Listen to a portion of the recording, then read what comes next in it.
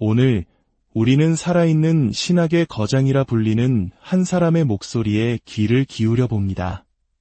75년의 세월을 오직 예수 그리스도와 그분의 말씀을 탐구하는 데 바친 신약학자 톰 라이트 박사.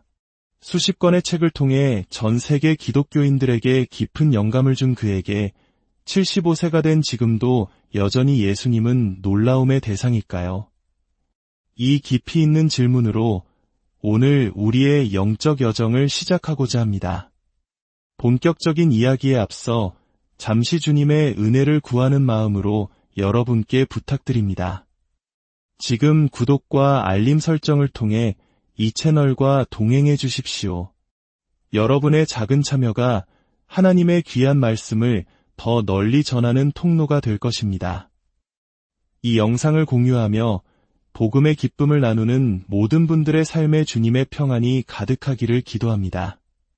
한평생을 주님과 동행해온 신학자에게 예수님은 어떤 분으로 새롭게 다가오고 있을까요? 톰 라이트 박사의 대답은 깊고 울림이 있었습니다. 그것은 바로 예수님의 끝없는 자비였습니다. 모든 것을 아심에도 불구하고 우리의 연약함과 실수에도 불구하고 여전히 우리를 사랑하시는 그 자비의 깊이는 알면 알수록 더욱 놀랍다고 그는 고백합니다. 그는 복음을 한 편의 위대한 교향곡에 비유했습니다. 어릴 적 베토벤의 교향곡을 처음 들었을 때 그저 아름다운 멜로디에 감탄했습니다. 하지만 같은 곡을 듣고 또 들을수록 이전에는 미처 깨닫지 못했던 새로운 화음과 선율, 악기들의 섬세한 조화가 들려오기 시작했습니다. 복음도 이와 같다는 것입니다. 어린 시절부터 교회에서 자라며 예수님에 대해 배우고 그분을 사랑해왔지만 세월이 흐르고 삶의 경험이 더해질수록 복음의 메시지는 전혀 다른 차원의 깊이로 다가왔습니다. 그 중심에는 언제나 측량할 수 없는 하나님의 자비, 예수 그리스도를 통해 우리에게 보여주신 그 무한한 긍휼이 있었습니다. 매일 복음서를 읽으며 사람들을 대하시는 예수님의 모습을 묵상할 때마다 바로 그 예수님께서 지금 나를 어떻게 대하고 계시는지를 생생하게 느끼게 된다고 합니다. 그렇다면 위대한 신학자의 믿음은 언제, 어떻게 시작되었을까요? 그의 소명 이야기는 우리에게 많은 것을 생각하게 합니다. 놀랍게도 그가 목회자로 부르심을 받았다는 확신을 갖게 된 것은 고작 7살, 8살 무렵이었습니다. 지금 자신의 8살 손자를 보면서 저렇게 작은 아이였을 때 하나님께서 내 마음의 문을 두드리셨구나 생각하며 새삼 놀라곤 한다고 합니다. 교회에서 찬송을 부르고 성경을 읽으며 자란 그에게 신앙은 삶의 일부였습니다. 특히 목회자였던 외할아버지의 모습은 어린 그에게 자연스러운 역할 모델이 되어주었습니다. 그래서 어떤 이들에게 목회자의 길은 가족 모두에게 큰 충격으로 다가오기도 하지만 그의 가족에게는 우리 가문에는 원래 그런 길을 가는 사람들이 있었지라며 자연스럽게 받아들여졌습니다.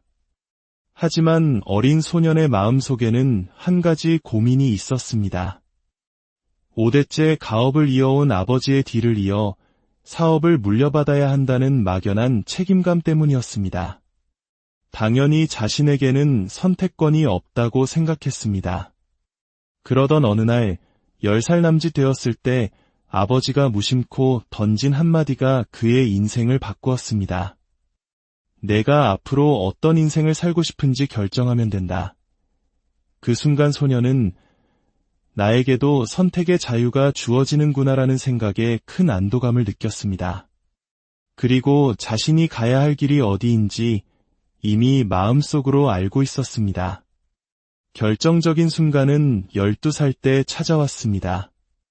평소 존경하던 한 선생님께서 장래 희망을 물으셨을 때 그는 용기를 내어 성직자가 될 것 같아요 라고 대답했습니다. 선생님의 반응이 두려웠지만 선생님은 너무나 기뻐하며 정말 멋진 일이구나. 사람들을 돕고 귀한 일들을 하게 될 거야 라고 격려해 주셨습니다. 그리고 이런 조언을 덧붙였습니다.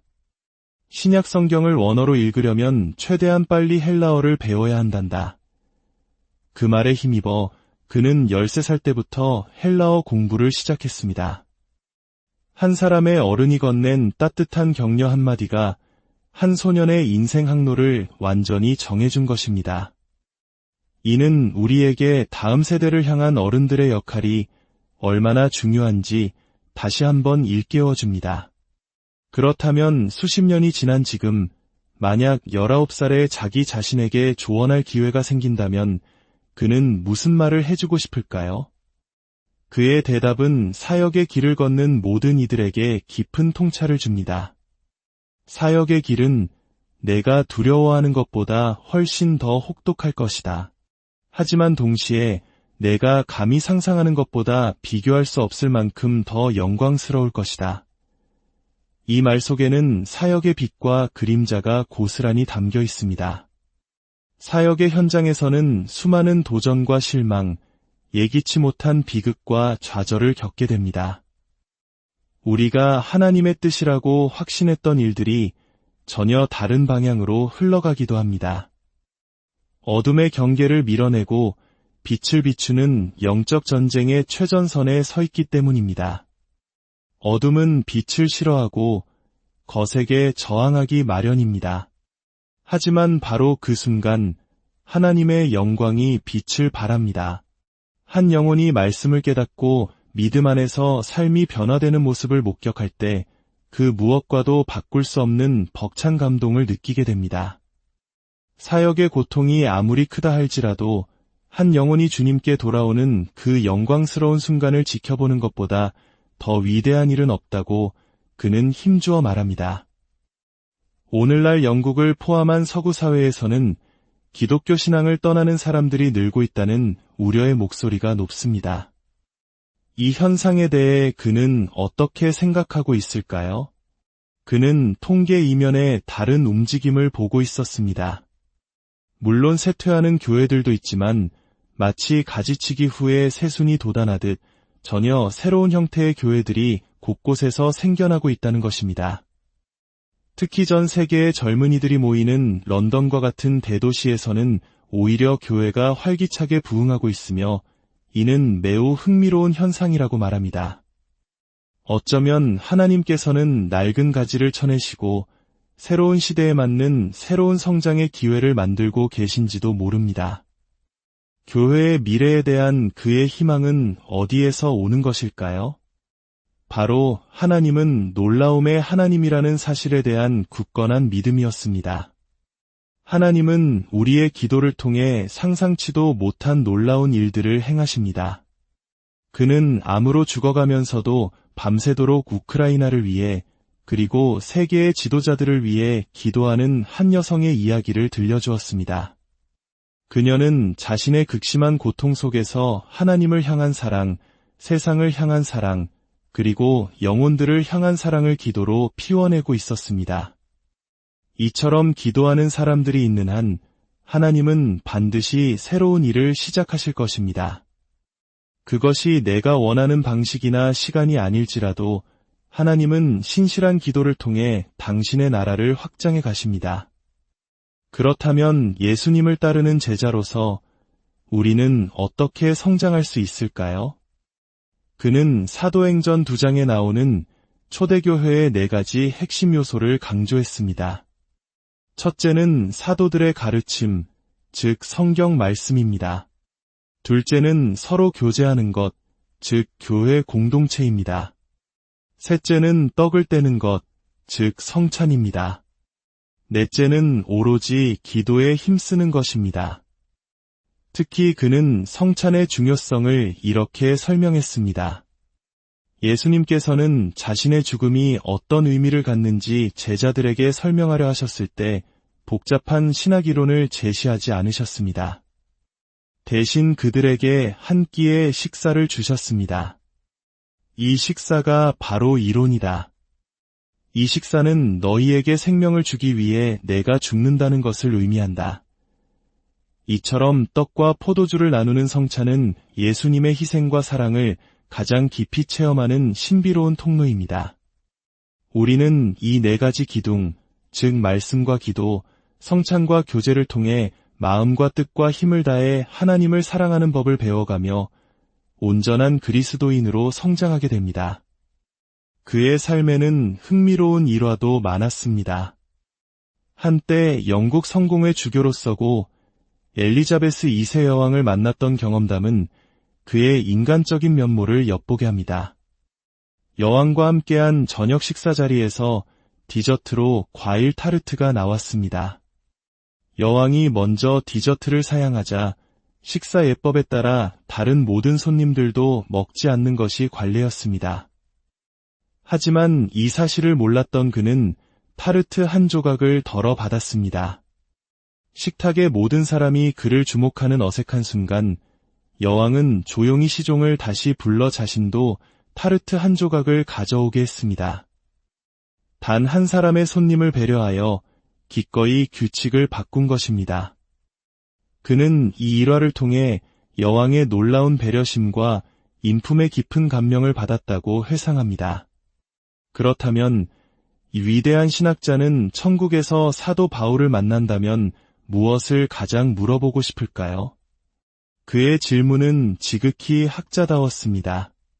바로 고린도전서 11장에 나오는 여성이 머리에 쓰는 것에 대한 구절의 정확한 의미와 디모데전후서와 디도서, 이른바 목회서신을 정말 바울이 직접 썼는지에 대한 것이었습니다. 이는 평생을 성경과 씨름해온 학자의 순수한 지적 호기심을 보여줍니다. 동시에 우리 중 누구도 성경의 모든 것을 완벽하게 알 수 없다는 겸손한 고백이기도 합니다. 위대한 학자 역시 하나님 앞에서는 영원한 학생일 뿐입니다. 마지막으로 목회자로서 오랜 시간 사역의 길을 걸어온 이들에게 그는 어떤 조언을 건넬까요? 그의 조언은 유진 피터슨의 유명한 말을 인용하며 시작되었습니다. 같은 방향으로의 오랜 순종, 그는 이 길을 지치지 않고 가기 위해 제대로 된 쉼의 중요성을 거듭 강조했습니다. 휴가를 떠나도 첫 주는 긴장을 푸는 데만 다 소진되니 최소 3주 혹은 4주의 온전한 쉼이 필요하다고 말입니다. 특히 쉼없이 달려가는 것이 미덕처럼 여겨지는 한국 사회의 많은 성도님들과 사역자들에게 큰 울림을 주는 조언이 아닐 수 없습니다. 하나님께서도 7일째에 안식하셨듯이 재충전을 위한 쉼은 소명이 아니라 명령입니다. 오늘 우리는 한 노학자의 깊이 있는 신앙 고백을 통해 끝없는 하나님의 자비와 우리를 향한 놀라운 계획, 그리고 믿음의 길을 굳건히 걸어가는 지혜를 배웠습니다. 그의 삶이 증명하듯 하나님을 향한 여정은 두려움보다 크고 상상보다 영광스러운 길입니다. 이 시간 우리 모두의 삶을 주님께 올려드리며 함께 기도하기를 원합니다. 사랑의 하나님 아버지, 오늘 귀한 말씀을 통해 저희의 믿음을 돌아보게 하시니 감사합니다. 저희의 삶이 끝없는 주님의 자비를 발견하는 교양곡이 되게 하옵소서. 어린 시절부터 저희를 부르시고 인도하신 주님의 사랑에 감사드립니다. 때로는 두렵고 힘든 사역의 길을 걸을지라도 상상을 초월하는 주님의 영광을 바라보며 나아가게 하옵소서. 말씀과 기도, 성찬과 교제 안에서 날마다 성장하게 하시고 온전한 쉼을 통해 새 힘을 얻게 하옵소서. 이 말씀을 듣는 모든 이들의 가정과 삶 위에 하나님의 놀라운 축복과 평안이 넘치기를 우리 주 예수 그리스도의 이름으로 간절히 기도드립니다.